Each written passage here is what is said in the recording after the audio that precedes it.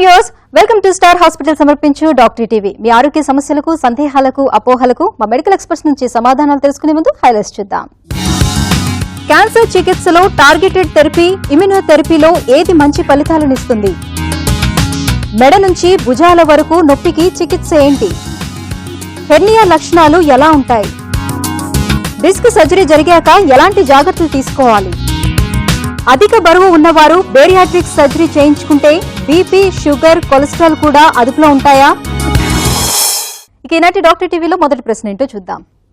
Doctor గారు, cancer చికిత్సలో ఉన్నటువంటి టార్గెటెడ్ థెరపీ అండ్ ఇమ్యునోథెరపీ, ఈ రెండిట్లో ఏది మంచిది? ఈ రెండింటి మధ్య వ్యత్యాసం ఏంటి? కొంచెం వివరంగా తెలియజేస్తారా అని అడుగుతున్నారు. ఈ ప్రశ్నకు medical oncologist doctor Rakesh Reddy గారు సమాధానం అందిస్తారు. టార్గెటెడ్ థెరపీ మరియు ఇమ్యునోథెరపీ ఇవి క్యాన్సర్ ట్రీట్మెంట్లో కొత్తగా వచ్చిన మార్పులు.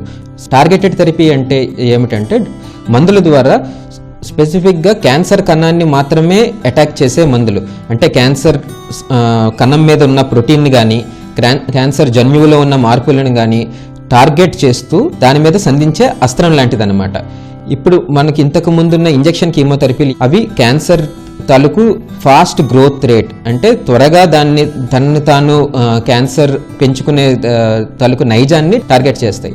సో ఆ ప్రక్రియలో ఏంటంటే ఏదైతే మనకి బాడీలో ఇంకా ఫాస్ట్గా గ్రో అయ్యే సెల్స్ ఉంటాయో, కణాలు ఉంటాయో, బోన్ మ్యారోలో సెల్స్ కానీ, పేగులో ఉన్న సెల్స్ కానీ, వీటిని కూడా సైడ్ ఎఫెక్ట్స్ ద్వారా అవి కూడా కీమోథెరపీ వల్ల మరణించడం జరుగుతుంటుంది. టార్గెటెడ్ థెరపీలో ఈ విధంగా ఉండదు. టార్గెటెడ్ థెరపీ అంటే ఓన్లీ క్యాన్సర్ తాలూకు కణం మీద ఉన్న లక్షణాలను మాత్రమే టార్గెట్ చేస్తున్నాం. కాబట్టి ఏదైతే క్యాన్సర్ కణం ఉందో అది మాత్రమే ఈ ట్రీట్మెంట్ వల్ల ఎఫెక్ట్ అవుతుంది.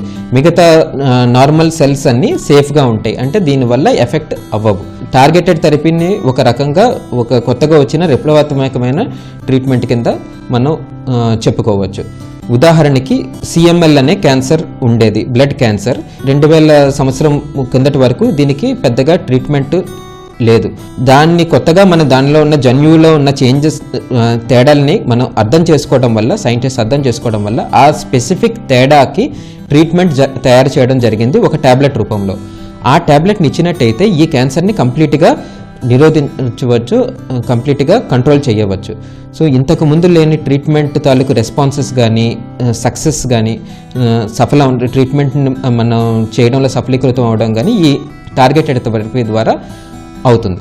ఇమ్యునోథెరపీ అనేది ఏ రకంగా వచ్చిందంటే, సహజంగా శరీరానికి రోగాన్ని అధిగమించే శక్తి ఉంటుంది. దాన్ని ఇమ్యూనిటీ అంటాం. క్యాన్సర్ సెల్ కణాలు ఏం చేస్తాయంటే మన బాడీలో ఉన్న రోగనిరోధక శక్తిని నుంచి దాగి ఉంటాయి. సో ఇమ్యునోథెరపీ ద్వారా ఏం చేయొచ్చు అంటే మన బాడీకి ఉన్న ఇమ్యూనిటీ సిస్టమ్ని క్యాన్సర్ కణాలకి అగెన్స్ట్గా ప్రేరేపించి దాన్ని బలోపేతం చేసి క్యాన్సర్ కణాలకి వ్యతిరేకంగా వాడటం అనేది ఇమ్యునోథెరపీ అంటాం. ఇది క్యాన్సర్ ట్రీట్మెంట్లో మనకు వచ్చిన సరికొత్త అస్త్రంగా చెప్పవచ్చు. గత 2-3 ఏళ్లగా ఇమ్యునోథెరపీ అనేది విప్లవాత్మకమైన ఒక చేంజ్. మన క్యాన్సర్కి అగెన్స్ట్గా మనం చేసే యుద్ధంలో ఒక విప్లవాత్మకమైన చేంజ్గా మనం చెప్పుకోవచ్చు.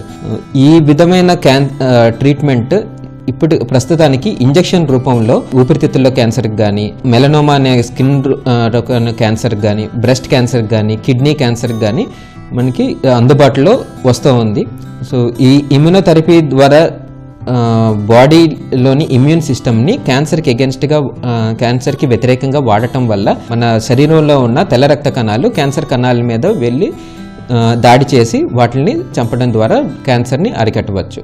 సో ఈ రకమైన ట్రీట్మెంట్లో సైడ్ ఎఫెక్ట్స్ అనేవి ఇంతకుముందు మనం ఏవైతే సైడ్ ఎఫెక్ట్స్ అనుకున్నామో ఆ రకమైన సైడ్ ఎఫెక్ట్స్ ఏమీ లేకుండా ట్రీట్మెంట్ని సాఫీగా చేసుకోవచ్చు.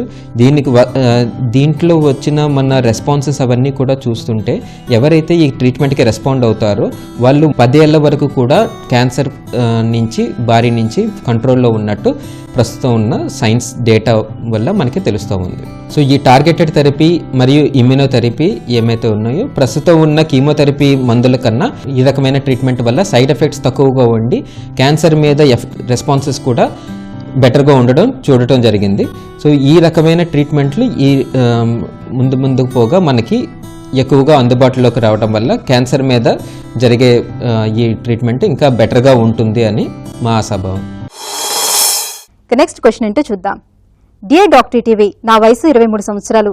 గత 8 నెలల నుంచి నెక్ నుంచి షోల్డర్ వరకు పెయిన్ వస్తుంది. చెయ్యి పైకి లేపలేకపోతున్నాను. డాక్టర్ గారికి చూపిస్తే మెడిసిన్స్ ఇచ్చారు. తర్వాత చెయ్యి కొంచెం కదలడం స్టార్ట్ అయింది. తర్వాత మళ్ళీ ఏదైనా పని చేస్తే తిమ్మిర్లు, అలాగే పెయిన్ వస్తుంది. ఇప్పుడు నేనేం చేయాలి? మీ సలహా ఏంటి? యోగా లాంటివి ఏమైనా చెయ్యొచ్చా అని అడుగుతున్నారు. ఈ ప్రశ్నకు neuro surgeon doctor Sujith Kumar గారు సమాధానం అందిస్తారు. ఇప్పుడు ఈ మెడ నొప్పి, చేయి నొప్పి లాగడం అనేది సర్వసామాన్యంగా మనం ఎంతో మందిలో చూస్తూ ఉంటాము. అయితే అది కంటిన్యూస్గా ఒకే పొజిషన్లో ఒకేలాంటి పని చేయడం వల్ల, మెడ మీద స్ట్రెయిన్ ఉండడం వల్ల చేయి లాగడము, భుజం నొప్పి రావడము, మెడ నొప్పి రావడము ఇటువంటివి జరుగుతూ ఉంటాయి. అయితే మందులు వాడినా తగ్గట్లేదు అంటే మాత్రం మనం దాన్ని ఫర్దర్గా ఇంకా ముందుకు ఎవాల్యుయేట్ చేయాల్సి ఉంటుంది. ఒకటేంటంటే అది ఎంతవరకు ఎందువల్ల వస్తుంది, లోపల నరాలకు కానీ, వెన్నుపూసకు కానీ, ఎముకలకు కానీ, భుజం జాయింట్కి కానీ ఏమైనా సమస్య ఉందా, లేక కండరాలు పట్టేసినాయా లేదా, ఇది తెలుసుకోవడానికి మనము ఎక్స్రే, ఎంఆర్ఐ అటువంటివి చేయాల్సి ఉంటుంది. అదేవిధంగా మన లైఫ్ స్టైల్లో ఏంటి మనం చేసే వర్క్, కొంతమంది బైక్ మీద 20-25 కిలోమీటర్లు ట్రాఫిక్లో ప్రయాణం చేస్తుంటారు, వాళ్లే నడుపుకుంటూ కంటిన్యూస్గా ఒకే వర్క్ చేసుకుంటూ. చాలామంది గృహిణులు 365 రోజులు ఇంటి పని అన్నీ చేసేసరికి వాళ్ళకి ఈ నొప్పి రావడం ఇలాంటివి జరుగుతుంది. అయితే డాక్టర్ దగ్గరికి వెళ్ళినప్పుడు సాధారణ కారణాల వల్ల సాధారణమైన నొప్పి రావటం కానీ, లేదా సింపుల్ మెజర్స్తో, సింపుల్ ట్రీట్మెంట్తో నొప్పి తగ్గట్లేదంటే మాత్రము మనము ఈ టెస్టులు చేసి ఫర్దర్గా ఎవాల్యుయేట్ చేయాల్సి ఉంటుంది.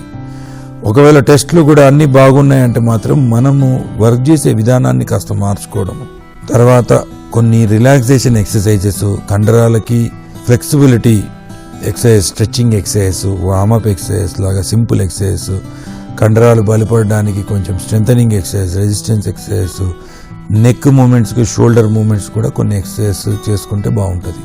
అయితే ఒకవేళ 8 నెలల నుండి నొప్పి వస్తూ తగ్గట్లేదు, లేదా తగ్గి మళ్ళీ ఏ పని చేసినా నొప్పి వస్తుందంటే మాత్రము యోగా కానీ ఏ కొత్త ఎక్సర్సైజ్ చేసే ముందు కానీ డాక్టర్ నుండి పూర్తి క్లారిఫికేషన్ తీసుకొని వేరే ఇతరత్ర సమస్యలు ఏవీ లేవు అని తెలుసుకొని ఆ నొప్పి పూర్తిగా తగ్గినప్పుడు సరి అయిన పద్ధతిలో ఒక ఇన్స్ట్రక్టర్, ఒక టీచర్ ద్వారా నేర్చుకుని ఆ యోగా కానీ ఎక్సర్సైజ్ కానీ చేస్తే మంచి ఫలితాలు అందుతాయి.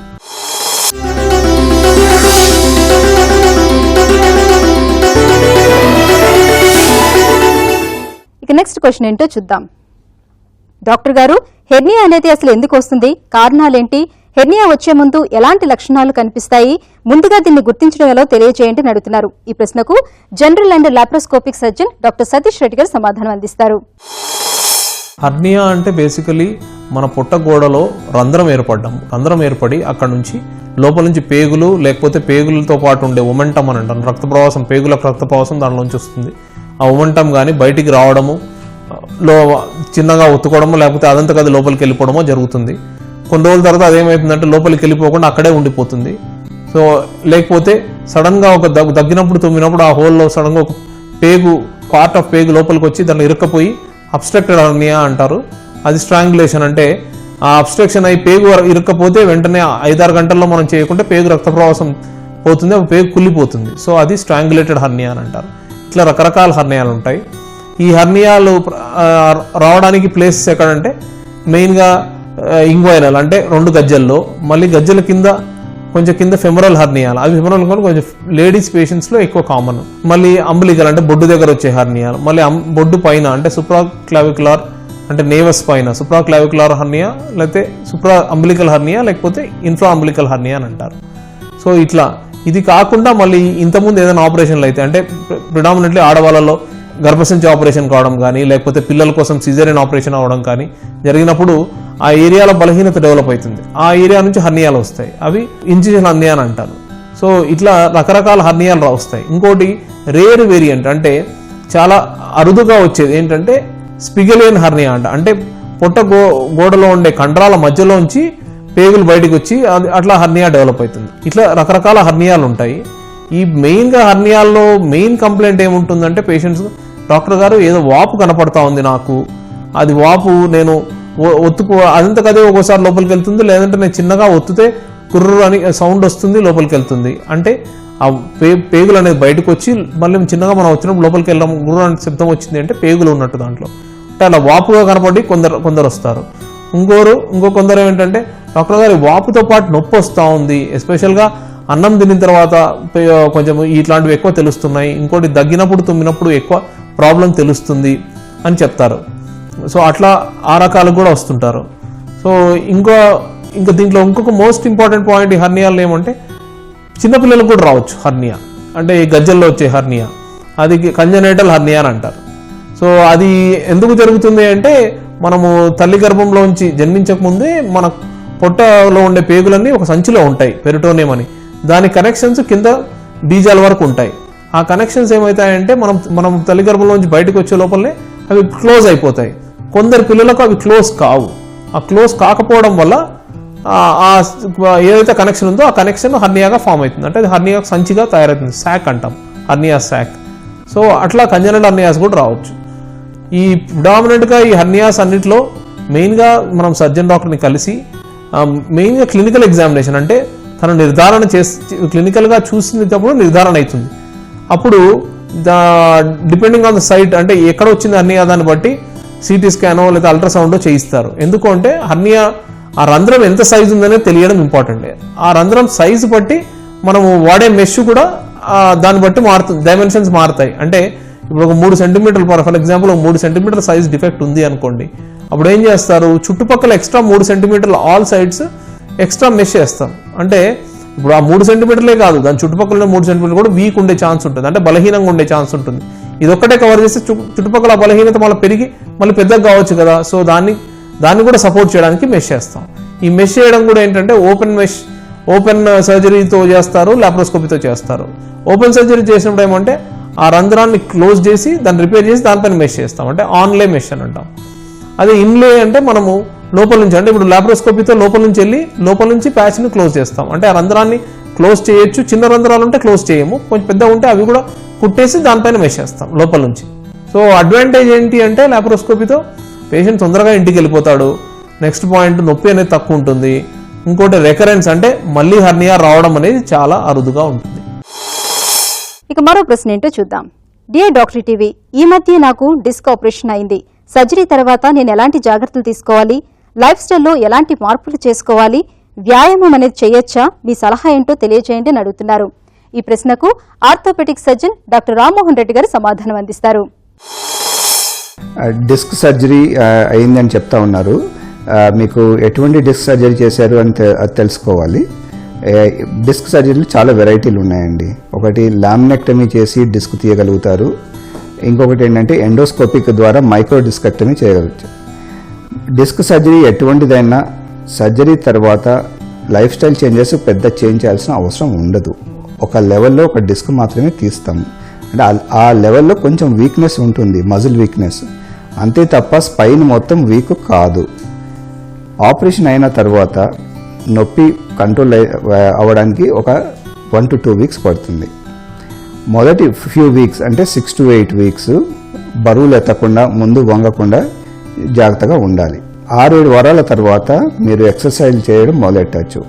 అన్నిటికంటే ముఖ్యం ఏంటంటే కోర్ స్పైన్ ఎక్సర్సైజెస్, అంటే అబ్డామినల్ ఎక్సర్సైజెస్ చేస్తే మీ నడుము ప్రొటెక్ట్ అవుతుంది. అలానే మ్యాట్రెస్ ఒకటి మార్చుకోవాలి. ఫర్మ్ మ్యాట్రెస్ ఏదైనా పర్వాలేదు. మంచం నుంచి దిగేటప్పుడు ప్రతిసారి ఒక సైడ్కి తిరిగి లేవడం మంచిది. ఇంకొక విషయం ఏంటంటే సర్జరీ మైక్రో డిస్కెక్టమీ చేసిన తర్వాత ఇంకొక లెవెల్లో కూడా డిస్క్ వచ్చే ఛాన్సెస్ ఉంటాయి. అంటే మీకే కాదు, ఎవరికన్నా సరే ఆ ప్రాబ్లం వచ్చే అవకాశం ఉంటుంది. కాబట్టి ఈ ఎక్సర్సైజెస్ చేయడము లైఫ్ లాంగ్ మంచిది. అలానే మజిల్స్కి, బోన్స్కి స్ట్రాంగ్ ఉండడానికి వైటమిన్ డి టాబ్లెట్స్ వేసుకోవడము చాలా ఇంపార్టెంట్. డిస్క్ ప్రాబ్లము తర్వాత నడుము ప్రాబ్లము మళ్ళీ ఎక్కువ కాకుండా చూసుకోవడానికి ఓవర్ వెయిట్ కూడా ఒక ఇష్యూ అండి.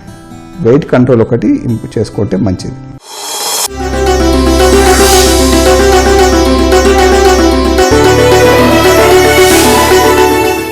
ఇక వాట్సాప్ ద్వారా మీరు పంపించిన అనారోగ్య సమస్యలు నెక్స్ట్ క్వశ్చన్ ఏంటో చూద్దాం. డాక్టర్ గారు, 27 సంవత్సరాలు, నాకు కొంచెం నత్తి ఉంది, కోపం వచ్చినప్పుడు, ఉద్వేగానికి లోనైనప్పుడు నత్తి వస్తూ ఉంటుంది. ఇది సర్జరీ ద్వారా గానీ, స్పీచ్ థెరపీ ద్వారా గానీ నయమవుతుందా?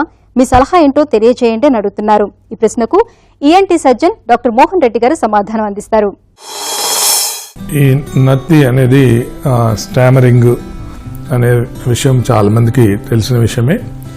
దీనిలో కారణాలు దీనికి సైకోసమాటిక్ కారణాలే కాకుండా, అంటే సైకలాజికల్గా ఉండే ప్రెషర్స్ వీటి వల్లనే కాకుండా ఇంకా బ్రెయిన్లో కూడా కొన్ని కారణాల వల్ల, ఆ సమస్యల వల్ల కూడా ఈ నత్తి వస్తుంది. ఆర్గానిక్ రీజన్స్ కూడా ఉన్నాయి అని చెప్పి ఈ మధ్య అనుకోవడం జరుగుతూ ఉంది.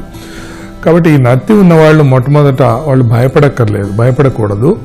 అలాగే ఈ నత్తి ఉన్న వాళ్ళ ఇంట్లో వాళ్ళు, కుటుంబ సభ్యులు, ముఖ్యంగా తల్లిదండ్రులు కానీ, బంధువులు కానీ, స్నేహితులు కానీ ద్వారా వచ్చే ఒత్తిడి మూలంగా ఈ నత్తి ఉన్న వాళ్ళకి ఇంకా ఎక్కువగా సమస్య ఎక్కువ అవటం జరుగుతూ ఉంటుంది.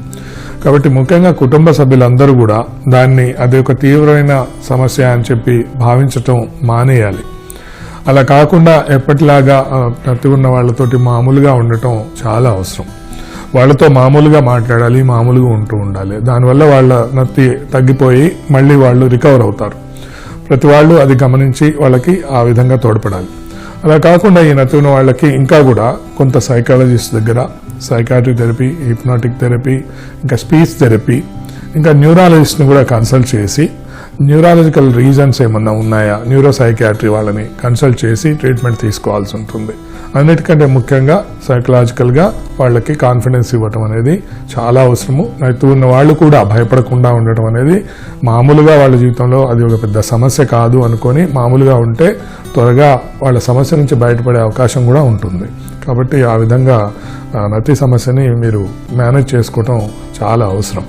కాబట్టి నత్తి ఉన్న వాళ్ళు తమకేదో ఇంకా పెద్ద సమస్య ఉంది అని అనుకోకుండా ఈ రకంగా మేనేజ్ చేసుకుంటే తప్పకుండా వాళ్ళ సమస్య నుంచి వాళ్ళు చాలా వరకు నయం చేసుకొని ఆ సమస్యని తొలగించుకునే అవకాశాలు తప్పకుండా ఉన్నాయి. ధైర్యంగా డాక్టర్ని సంప్రదించి సైకాలజిస్ట్ని అవసరమైతే కలిసి మీ సమస్యని తప్పకుండా దాన్ని పూర్తిగా నివారించుకోవచ్చు, లేదా చాలా వరకు తగ్గించుకోవచ్చు. మళ్ళీ ఎప్పటిలాగా మీరు హాయిగా ఉండొచ్చు. అందుకని ఆధైర్యపడకూడదు. తప్పకుండా నయం చేసుకునే అవకాశాలు ఉన్నాయి. వెంటనే డాక్టర్ని సంప్రదించాలి. ఇక నెక్స్ట్ క్వశ్చన్ ఏంటో చూద్దాం. డాక్టర్ గారు, నా పేరు సురేష్, నా వయసు 35 సంవత్సరాలు, నాకు బీపీ ఉంది, నా బరువు 90 కేజీలు, నేను అధిక బరువుతో బాధపడుతున్నాను, నా హైట్ 5.6. జనరల్ చెకప్ లో కొలెస్ట్రాల్ ఉందని తెలిసింది. ఇప్పుడు బీపీ, కొలెస్ట్రాల్ మరియు బరువు, షుగర్ కూడా కంట్రోల్లో ఉండాలంటే బేరియాట్రిక్ సర్జరీ మంచిదని విన్నాను. ఇది నిజమేనా? ఇది ఎంతవరకు నాకు ఉపయోగపడుతుంది? నేను చేయించుకోవాలా వద్దా? మీ సలహా ఏంటో తెలియజేయండి అని అడుగుతున్నారు. ఈ ప్రశ్నకు సర్జికల్ గ్యాస్ట్రోఎంట్రాలజిస్ట్ డాక్టర్ రవికాంత్ గారు సమాధానం అందిస్తారు. ఇప్పుడు సురేష్ గారు, మీరు అడిగిన ప్రశ్న చాలా రీజనబుల్ అండ్ కామన్ గా చూసే ప్రశ్న అండి. ఈ రోజుల్లో 35 ఏళ్ళు వయసు ఉన్న వాళ్ళు మార్కెటింగ్ ఫీల్డ్లో ఉండి ఇర్రెగ్యులర్ టైమింగ్స్లో ఫుడ్ తీసుకుంటూ స్ట్రెస్ ఎక్కువ పడే వాళ్ళకి చాలా మందికి కూడా పొట్ట కుండలాగా పెరిగిపోతుందండి. అది మగవాళ్ళకే ఎక్కువ అలా వస్తుంది. దాన్ని ఆండ్రాయిడ్ ఒబిసిటీ అంటారు. అంటే నడుము కొలత చూసినట్టయితే వాళ్ళకి 80 సెంటీమీటర్లు 90 సెంటీమీటర్లు దాటిపోతూ ఉందన్నమాట. అది ఈ ఆండ్రాయిడ్ ఒబిసిటీకి అసోసియేటెడ్గా, యూజువల్గా Android obesity is associated with అంటే షుగర్ వ్యాధి రావటం, ఎర్లీగా రావటం, బీపీ రావటం, కొలెస్ట్రాల్ రావటం, ఇవన్నీ కలిపి ఉంటాయి. దీన్ని మెటబాలిక్ సిండ్రోమ్ అంటారు. Metabolic syndrome are syndrome X. దానికి మూల కారణం ఏంటంటే ఒబిసిటీ. అది మగవాళ్ళలో వచ్చే పొట్ట దగ్గర ఉండే ఒబిసిటీ. మీరు ఈ సినారియోకి కరెక్ట్గా ఫిట్ అవుతున్నారండి. సో మీ మదర్కి ఫాదర్కి యూజువల్గా మీరు ఏ వయసులో వచ్చింది షుగర్ అనేది చెప్పలేదు. యూజువల్గా వాళ్ళకి 50-55 ఏళ్ళకి ఉండుండొచ్చు. కానీ మీకు ఒక 10-15 ఏళ్ళు ముందే స్టార్ట్ అయింది. అంటే 35 ఏళ్ళకే షుగర్ స్టార్ట్ అవడానికి కారణం ఏంటంటే వాళ్ళు పెరిగిన పరిస్థితులు వేరు, మీరు పెరుగుతున్న పరిస్థితులు వేరు. ఒకప్పుడు 30 ఏళ్ల కింద అందరూ 2 వీలర్స్ ఎక్కువ వాడేవాళ్ళు కాదు. ఇప్పుడు అందరూ 2 వీలర్స్, ఇప్పుడున్న స్ట్రెస్, ఇప్పుడున్న ఫుడ్ హ్యాబిట్స్ కూడా బయట ఉన్న ఎనీవేర్ ఫుడ్ స్వాంప్ అంటారు. అంటే ఎక్కడ చూసినా విచ్చలవిడి food available, junk food available, bad food available ఉంటుందన్నమాట. దానివల్ల మీకు ఈ సెంట్రిపీటల్ ఒబిసిటీ అంటారు. సెంట్రిపీటల్ అంటే పొట్ట దగ్గర ఉండేది. దాన్ని Apple shaped obesity are Android obesity అని కూడా అంటారు. దానివల్ల metabolic syndrome are syndrome X అనే కండిషన్ వల్ల మీకు ఈ 3 పెరగటం జరిగింది. సో మీకు ఇప్పుడు ఈ షుగర్ కంట్రోల్ అవ్వాలన్నా, బీపీ కంట్రోల్ అవ్వాలన్నా, కొలెస్ట్రాల్ కంట్రోల్ అవ్వాలన్నా మీరు నార్మల్ వెయిట్కి వచ్చినట్లయితే, అంటే మీ హైట్ ప్రకారం 5 అడుగుల 6 అంగుళాలు ఉన్నారు మీరు, 5 అడుగుల 6 అంగుళాలకి మీరు ఉండాల్సింది 65 కేజీలు అండి. 65 కేజీల దగ్గర ఉంటే ఇవే జబ్బులు వస్తాయి, షుగర్ వస్తుంది, బీపీ వస్తుంది, కొలెస్ట్రాల్ వస్తుంది, కానీ 50 ఏళ్ళకి వస్తుంది. కానీ ఈ 15 ఏళ్ళు పోస్ట్ పోన్ అవటం వల్ల మీకు ఎంతో బెనిఫిట్ జరిగే అవకాశం ఉంది. సో మీరు మీ లైఫ్ స్టైల్ మార్చుకోవటం, స్ట్రెస్ అనేది తగ్గించుకోవటం, రెండోది టైంకి వేళకి ఫుడ్ తీసుకోవటం అనేది, ప్లస్ జంక్ ఫుడ్ అవాయిడ్ చేయటం, లేట్ నైట్స్ వరకు తింటాం, లేదంటే ఆఫ్టర్నూన్ 2ంటికి తినకుండా 4:30కి ఫుల్గా బిర్యానీలు తింటాం, ఇట్లాంటి లైఫ్ స్టైల్ అంతా మార్చుకోవటం, డైలీ 1 అవర్ వ్యాయామం చేయటం, ఇవన్నీ ప్రయత్నాలు చేసి ఒక 25 కేజీలు తగ్గినట్లయితే మీకు షుగర్, బీపీ, కొలెస్ట్రాల్ నుంచి ఈ android obesity or metabolic syndrome నుంచి మీకు విముక్తి కలిగే అవకాశం ఉందండి. ఇది మీరు సిన్సియర్గా చేసిన ఒక 6 నెలలు ఒక కఠోర శ్రమలాగా చేసినప్పటికీ కూడా అందరూ తగ్గలేకపోవచ్చండి. ఎందుకంటే వాళ్ళ హార్మోన్స్, వాళ్ళ జీన్స్, అందరికీ ఎక్సర్సైజ్ చేసినా తగ్గని వాళ్ళు జెన్యూన్గా ఉంటారండి. అంటే కొంతమంది రియల్గా సిన్సియర్గా చేయని వాళ్ళు ఉంటారు, కానీ చేసినా తగ్గని వాళ్ళు కూడా ఉంటారు. ఆ విధంగా మీరు సిన్సియర్గా ఒక అటెంప్ట్ ఇచ్చినా తగ్గలేని పక్షంలో ఈ 25 కేజీలు అంటే 65 వరకు వచ్చేటానికి బేరియాట్రిక్ సర్జరీ హెల్ప్ తీసుకోవచ్చండి. ప్లస్ చాలా మంది అంటుంటారు, ఏంటి 35 ఏళ్ళకి ఏంటి నువ్వు బేరియాట్రిక్ సర్జరీ చేసుకోవటం ఏంటి, షుగర్ కూడా ఈ రోజే కదా బయటపడింది, ఎర్లీ స్టేజే కదా అని అంటుంటారు. సో కానీ ఒకటి గుర్తుపెట్టుకోండి, షుగర్ ఈ రోజు ఫాస్టింగ్ షుగర్ 100 లోపల ఉండాల్సింది 100 దాటింది అంటే ఆల్రెడీ చాలా డ్యామేజ్ అయితే కానీ బాడీలో షుగర్ పెరగదండి. ఫర్ ఎగ్జాంపుల్, నాకు షుగర్ లేదంటే కనుక నేను కేజీ స్వీట్ తిన్నా కానీ నా షుగర్ పెరగదు. అది షుగర్ లేకపోవటం అంటే మీకు ఏమీ తినకుండా ఫాస్టింగ్లో షుగర్ పెరిగింది, 12 గంటలు ఏం తినకుండా, రాత్రి అంతా ఏం తినకుండా, ఉదయం లేవగానే షుగర్ పెరిగింది అంటే మీ బాడీలో ఎంతో ఇన్సులిన్ ప్రొడ్యూస్ చేసే ఐలెట్ సెల్స్ 50% డ్యామేజ్ అయితే కానీ ఫాస్టింగ్ షుగర్ 100 దాటదండి. అది మనం గుర్తించాలి. అంటే by the time of diagnosis of diabetes 50% of the beta cells are dead already. This is the UKPDS database అనే మోస్ట్ అథెంటిక్ UKPDS లండన్లో జరిగిన స్టడీలో ఉందండి. ఆ స్టడీ ప్రకారం షుగర్ వచ్చిందంటేనే ఆల్రెడీ లేట్ అయిపోయిందని అర్థం. కాబట్టి దానికి ఎర్లీగా మనం ట్రీట్మెంట్ రియాక్ట్ అవ్వడం కూడా ఇంపార్టెంట్. ట్రీట్మెంట్ అంటే సర్జరీ అనేది ఒకటే కాదండి, ట్రీట్మెంట్ ఈజ్ వెయిట్ లాస్. మీరు సిన్సియర్గా నాన్ సర్జికల్గా ట్రై చేసిన తగ్గని పక్షంలో సర్జరీ వైపు కూడా వెళ్లాల్సి రావచ్చు. చూసారు కదండి, ఇవాళ స్టార్ హాస్పిటల్ సమర్పించు డాక్టర్ టీవీ. మీకు కూడా ఎటువంటి ఆరోగ్య సమస్యలున్నా మాకు వాట్సాప్ చేయండి లేదా ఇమెయిల్ చేయండి. మీ ఆరోగ్య సమస్యలను, సందేహాలను మాకు వాట్సాప్ చేయండి. మీరు వాట్సాప్ చేయాల్సిన నంబర్ 8008547479. ఈమెయిల్ ద్వారా పంపించాలనుకుంటే doctoretv@etv.co.in కి మెయిల్ చేయండి. ఈ కార్యక్రమాన్ని మీరు www.youtube.com/etvlifeindia లో వీక్షించవచ్చు మరియు www.facebook.com/etvlifeindia అలాగే www.twitter.com/etvlifeindia లో ఫాలో అప్ చేయొచ్చు. ఇది ఇవాళ స్టార్ హాస్పిటల్ సమర్పించు డాక్టర్ టీవీ. నెక్స్ట్ ఎపిసోడ్ లో మళ్ళీ కలుద్దాం. This is Sujitha signing off.